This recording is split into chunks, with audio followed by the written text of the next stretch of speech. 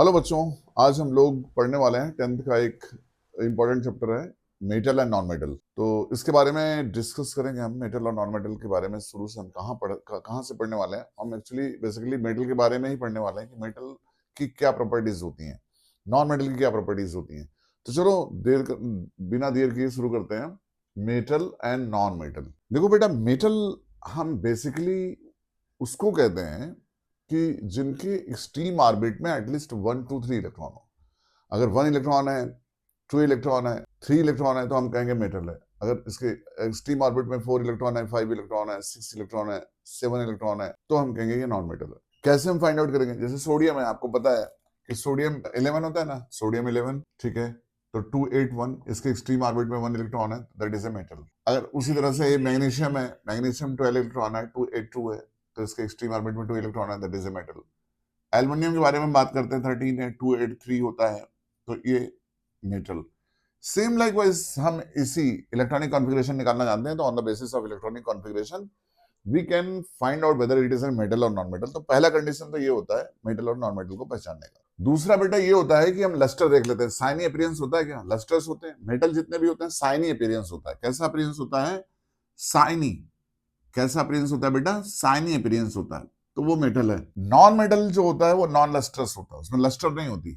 अगर लस्टर है तो चमकीला होगा, उसका सरफेस होगा, वो थोड़ा साइनी है ना, अपीयरेंस वाला होगा। और नॉन जो लस्टर्स होते हैं वो जनरली नॉन मेटल होते हैं, जो कि जनरली गैसेस होती हैं, तो उनका साइनी अपीयरेंस तो कोई होता नहीं है। लेकिन कुछ एक्सेप्शन है उसमें नॉन लस्टर्स में, जैसे आयोडीन हो गया, ग्रेफाइट हो गया। ग्रेफाइट जो होता है ना, वो उसका अपीयरेंस जैसे पेंसिल होती है ग्रेफाइट की, तो उसका भी अपीयरेंस साइनी होता है, क्योंकि वो स्मूथली है ना मूव करती है ना, जब हम पेपर पे लिखते हैं साइनी अपीयरेंस होता है उसका, बहुत स्मूथली मूव करती है। अच्छा, तीसरा पॉइंट हो गया इसका कि metals are generally solid except lithium, sodium, potassium. देखो, जनरली सॉलिड होते हैं, रिजिड होते हैं, या हार्डेस्ट मटेरियल होते हैं, है ना। तो हम यहाँ पे ये भी कह सकते हैं अगर सॉलिड है तो ऑफ कोर्स हाई एमपीबीपी होगा, हाई एमपी होगा, एंड इसका हाई बीपी होगा। सेम लाइकवाइज यहाँ पे भी जनरली सॉफ्ट होते हैं, ये जनरली सॉफ्ट होते हैं, तो इनका मेल्टिंग पॉइंट, बॉइलिंग पॉइंट कैसा होगा?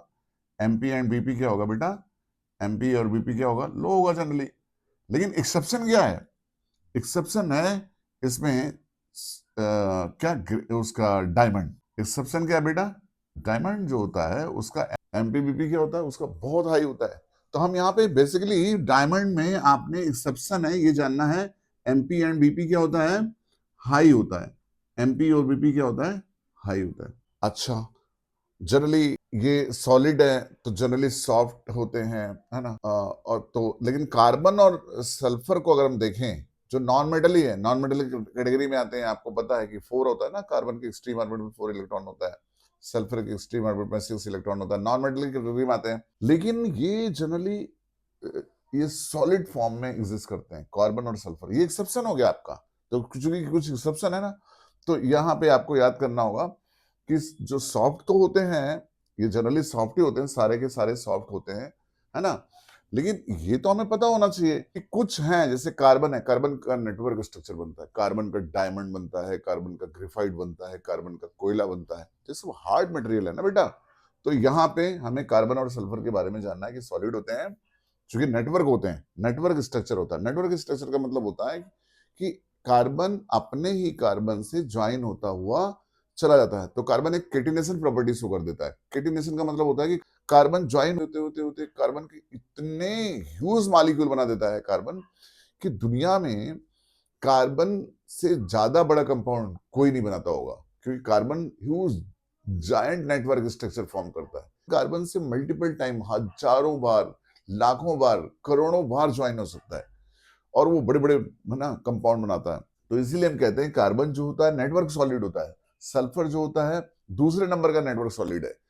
तो ऑफ कोर्स अगर नेटवर्क सॉलिड है तो इसका एमपीबीपी भी हाई होगा, जबकि जनरली हम पढ़ते हैं कि एमपीबीपी की सॉलिड का ही हाई होता है। आयरन है, सॉलिड मटेरियल में आयरन है, एमपीबीपी उसका हाई होता है। लेकिन सॉलिड में भी कुछ ऐसे हैं जिनका एमपीबीपी लो होता है, जैसे लिथियम हो गया, सोडियम हो गया, पोटेशियम हो गया। तो यहाँ पे इनके जो एमपीबीपी होते हैं, अगर हम यहाँ पे लिखें इनको एक्सेप्शनल, ये हमने एक्सेप्शनल इसको बोल दिया है, तो यहाँ पे हाई एमपीबीपी नहीं होते, इनके हम क्या कहेंगे, लो एमपीबीपी होते हैं। लेकिन जनरल अगर हम ट्रेंड में बात करेंगे तो क्या बोलेंगे कि जनरली मेटल का जो मेटल होते हैं उनके एमपीबीपी क्या होते हैं, मेटल का जो मेल्टिंग पॉइंट और बॉइलिंग पॉइंट होता है वो क्या होता है, वो होता है high. Melting point boiling point क्या होता है मेटल का, जनरली हाई होता है। लेकिन हम एक्सेप्शनल बात कर रहे हैं लिथियम सोडियम पोटेशियम की, इनको हम चाकू से भी काट सकते हैं। इवन आपको ये भी पता होगा कि हमारे पास दो और हैं, जैसे गैलियम है ना, तो वो भी बहुत ही लो टेम्परेचर पे, गैलियम है, मर्क्यूरी है, ये भी एक्चुअली हम यहाँ पे लिख देते हैं, गैलियम लिख देते हैं आपको है ना, गैलियम लिख देते हैं, और क्या लिख दें, और एक है मर्क्यूरी। ये रूम टेम्परेचर पे लिक्विड होते हैं, है ना, कि गैलियम को आपको पता है कि गैलियम को अगर हाथ पे रखें ना तो मेल्ट हो जाएगा। ये गैलियम हाथ पे ही रखने पर, है ना, हमारे जो हथेली का टेम्परेचर है इस टेम्परेचर से ही मेल्ट हो जाएगा ये।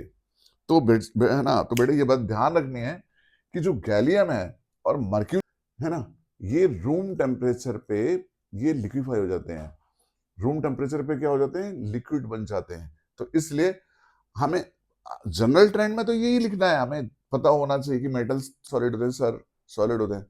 लेकिन एक्सेप्शन कौन होता है, तो आपको मैंने बताया हुआ ग्रुप 1 का जो है ना, ग्रुप 1 की फैमिली है लिथियम सोडियम पोटेशियम, जनरली ये याद रखो, है ना, लिथियम सोडियम पोटेशियम तो लाइन से हो गए, क्योंकि इनको हम नाइफ से भी कट कर सकते हैं, हम इनको चाकू से काट सकते हैं।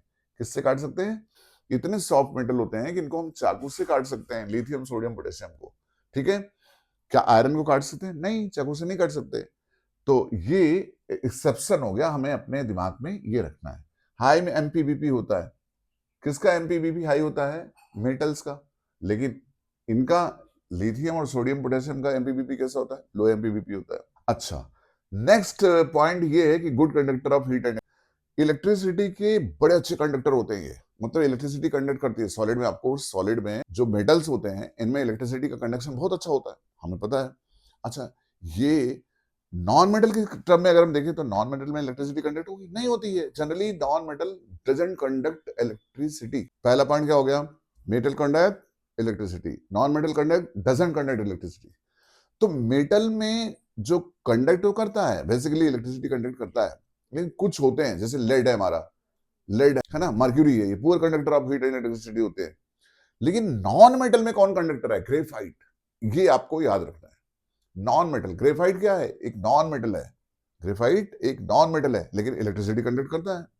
इलेक्ट्रिसिटी क्यों कंडक्ट करता है, बिकॉज वहां पे फ्री इलेक्ट्रॉन होता है। नेटवर्क, जो ग्रेफाइट का नेटवर्क सॉलिड स्ट्रक्चर है उसमें कार्बन 4 बॉन्ड बनाता है बेसिकली, तो 3 तो बॉन्डेड होते हैं और 4th इलेक्ट्रॉन फ्री होता है। तो इस चौथे इलेक्ट्रॉन फ्री होने की वजह से वो नेटवर्क में वो 4th इलेक्ट्रॉन रन करता रहता है।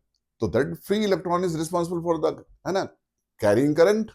तो वही फ्री इलेक्ट्रॉन तो रिस्पॉन्सिबल होता है कैरी करंट करने, करंट को कैरी करने के लिए फ्री इलेक्ट्रॉन चाहिए। भाई मेटल गुड कंडक्टर क्यों होता है, क्योंकि मेटल में फ्री इलेक्ट्रॉन होते हैं। कैसे होते हैं, देखो अगर हम सोडियम में देखें तो 1 इलेक्ट्रॉन फ्री होता है, मैग्नीशियम में देखें तो 2 इलेक्ट्रॉन फ्री होता है, एक्सट्रीम ऑर्बिट में 2 इलेक्ट्रॉन है। तो ये 2 इलेक्ट्रॉन ये क्या करता है, ये निकालने के बाद में Mg2+ बनाता है, ये Na+ बनाता है, एल्यूमिनियम 3+ बनाता है। तो ये 3+ इलेक्ट्रॉन कहाँ है, उसके सरफेस पे ही तो है। तो यहाँ पे जो 3 इलेक्ट्रॉन फ्री है, इन्हीं की वजह से गुड कंडक्टर होता है। राइट, समझ में आ रहा है। अच्छा, यहाँ पे ये जो नॉन मेटल है ये गुड कंडक्टर कैसे हुआ सर, ये समझाइए। बेटा नॉन मेटल गुड कंडक्टर नहीं होते हैं, non metal generally bad conductor of heat and electricity होते हैं। एक्सेप्शन है ग्रेफाइट। क्यों कंडक्टर होता है, क्योंकि ग्रेफाइट में फ्री इलेक्ट्रॉन्स पाए जाते हैं। क्या लिखोगे एग्जाम में, लिखोगे ग्रेफाइट में फ्री इलेक्ट्रॉन्स पाए जाते हैं, तो that's why it is a good conductor of heat and electricity. तो ग्रेफाइट जो होता है उसमें फ्री इलेक्ट्रॉन, इसके नेटवर्क सॉलिड स्ट्रक्चर में फ्री इलेक्ट्रॉन की वजह से ये इलेक्ट्रिसिटी कंडक्ट करता है। दैट्स व्हाई इसके इलेक्ट्रोड भी बनाए जाते हैं। जो इलेक्ट्रोलाइटिक सेल बनाते हैं उसमें ग्रेफाइट के इलेक्ट्रोड भी बनाए जाते हैं। इलेक्ट्रोड क्यों बनाते हैं, अगर कंडक्शन होता है तभी तो बनाएंगे, अगर कंडक्शन ही नहीं होता तो हम इलेक्ट्रोड कैसे बना सकते हैं। तो इलेक्ट्रोड उन्हीं के बनाए जा सकते हैं जिनकी कंडक्टिविटी अच्छी होती है, जो good conductor of heat and electricity होते हैं। तो हमें आई होप कि तुम्हें समझ में आया होगा कि graphite is a good conductor क्यों होता है। अच्छा, नेक्स्ट देखते हैं, मैलिएबल होता है, can be flattened into sheet. Metal जो होते हैं, मेटल को पीट पीट करके शीट बनाते हैं। जैसे आयरन है, आयरन की रॉड को पीट पीट पीट करके चौड़ा कर सकते हैं, उसकी हम बेड बना सकते हैं, उसका हम टेबल बना सकते हैं, है ना। तो आप देख लो, आप चांदी है, चांदी को भी पीट पीट करके हम थाली बना सकते हैं, चांदी की हम प्लेट बना सकते हैं, है ना, चांदी के बहुत सारे आर्टिकल्स बना सकते हैं, मैलेबल होता है ना। तो मैलेबिलिटी होने की वजह से इसको हम फ्लैटन इनटू शीट।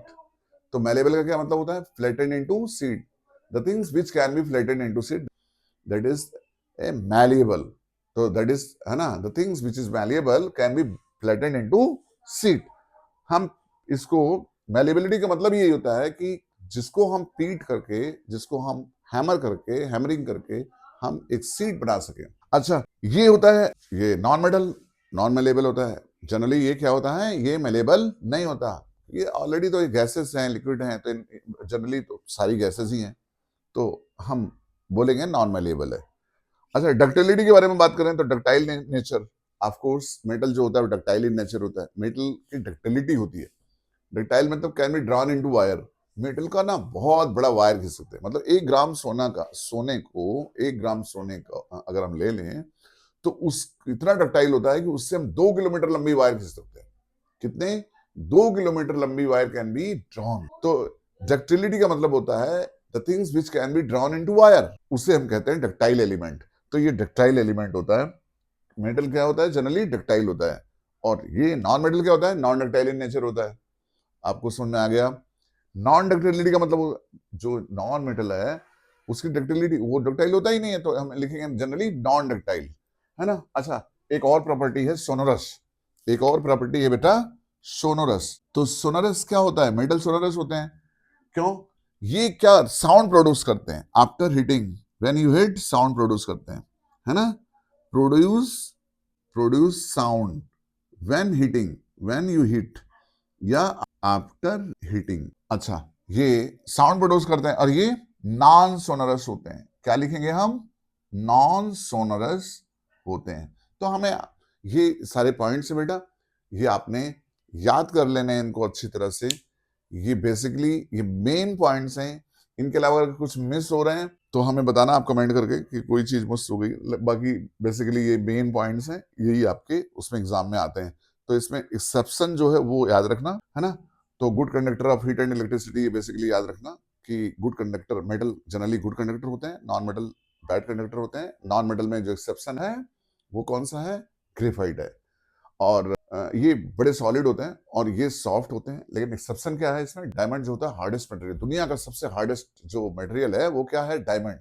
तो डायमंड का एमपीबीपी क्या होता है? बहुत हाई होता है।